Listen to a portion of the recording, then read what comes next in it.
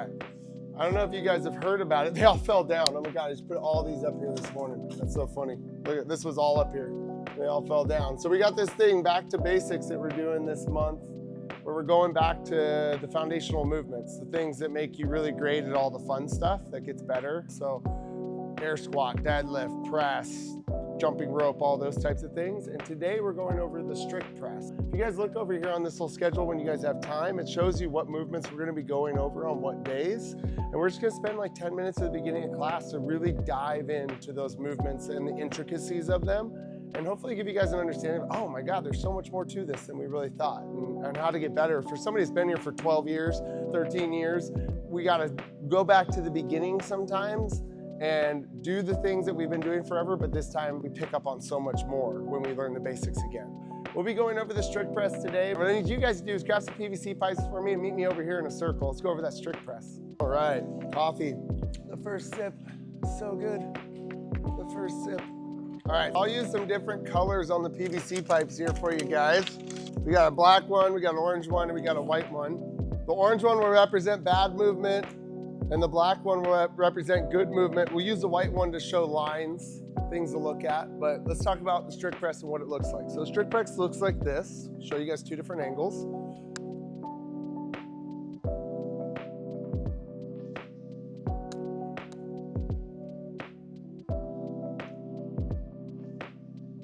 All right, that's one of the hardest things to do, is stand there and not talk when everybody's staring at you and you're doing that.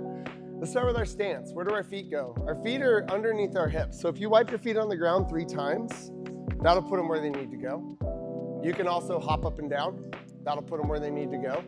Because you're not gonna go into a squat stance. Go ahead and take your feet shoulder width for me. You're not gonna jump from here. That'd be awkward. You're also not gonna wipe your feet out here. That'd be awkward. When we wipe our feet, we have to balance on one foot, so we put it underneath our hip. And then when we wipe the other foot, we have to balance, so we put it underneath our hip. So feet go underneath your hips with your toes pointed forward.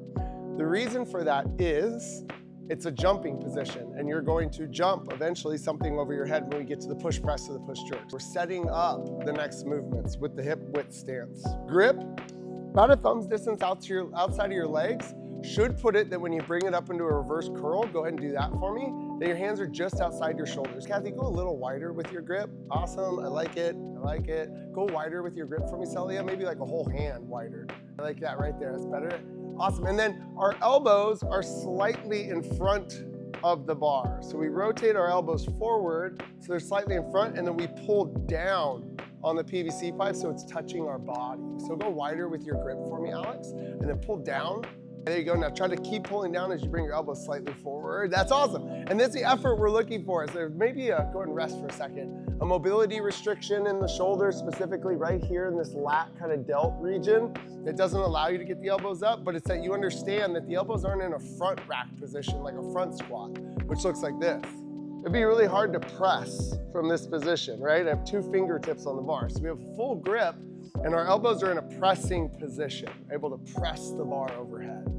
Now, the first movement is actually to squeeze. We're gonna squeeze our quads. Everybody straighten your knees for me as hard as you can, and then squeeze your butt. That brings your hips forward, and then squeeze your guts. That brings your ribs down. Let's reset. Go and relax. Put your PVC pipe off to the side. Squeeze your quad muscles. That's the front of your legs. That should straighten your knees out. Now squeeze your butt muscles. That should bring your hips forward when you do that.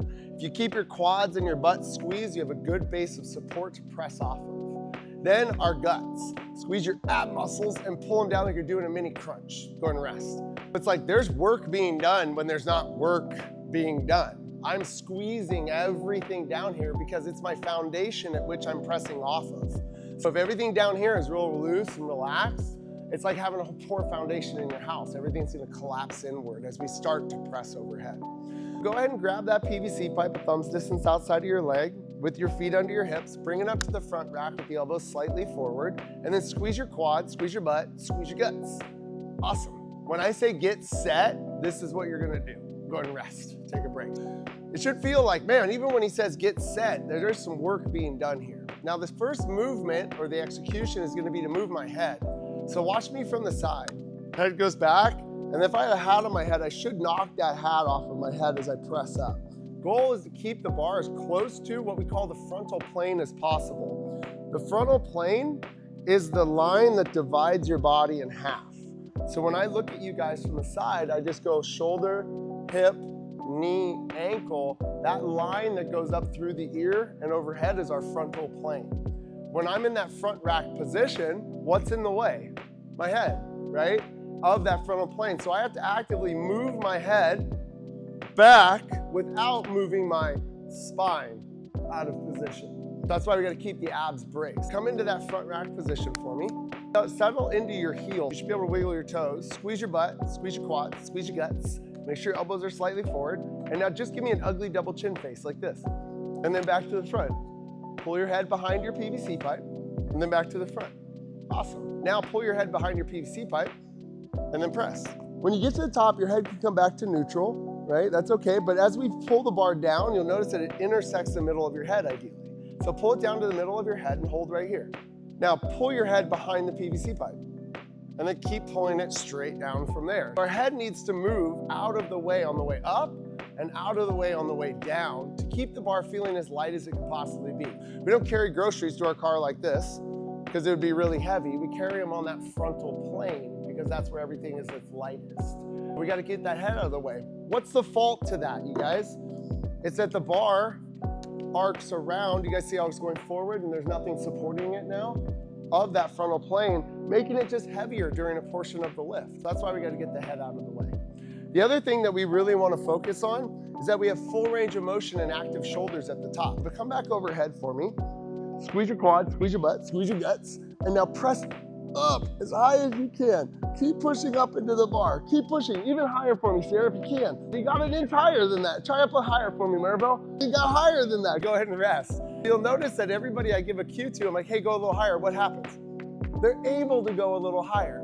There's a saying in the press that the press never ends. When you get to the top, you're still pressing. You're still pressing. Until the bar starts to come back down, you're always pressing up. That activates all of the muscles of the upper back and the shoulders to hold that load overhead. Why would that be important to have good stability overhead? What if we need to do something else with it and start to lunge with it overhead, right? Or move that thing in a position where we're walking with it to get it somewhere. It's important that we have that active shoulder and that the object. Remember, don't think about just PVC pipes. Think about life objects. Think about walking something out of a pool or across a river and you got to hold it over your head. If you had inactive shoulders, it would come down, right? It's having that skeletal lockout where the elbow is straight, the shoulder is straight, everything's being supported by the skeleton, not by the muscles themselves. That makes it easier to carry that load. In the press, what we're looking for, you guys, is that the quads, go ahead and follow along with me, bring the bar up into the front rack position, squeeze your quads, squeeze your butt, squeeze your guts, move your head out of the way, press straight up, and then keep pressing at the top as high as you possibly can, elbows locked out. Move your head back just a little bit, just like that, Gabby, awesome. Keep holding there for me, keep holding, pull your ribs down a little bit for me, Celia, squeeze your belly, and rest, take a break. I saw this from a lot of people, which means you're like, have you ever worked that hard with 14 ounces before? Probably not, right?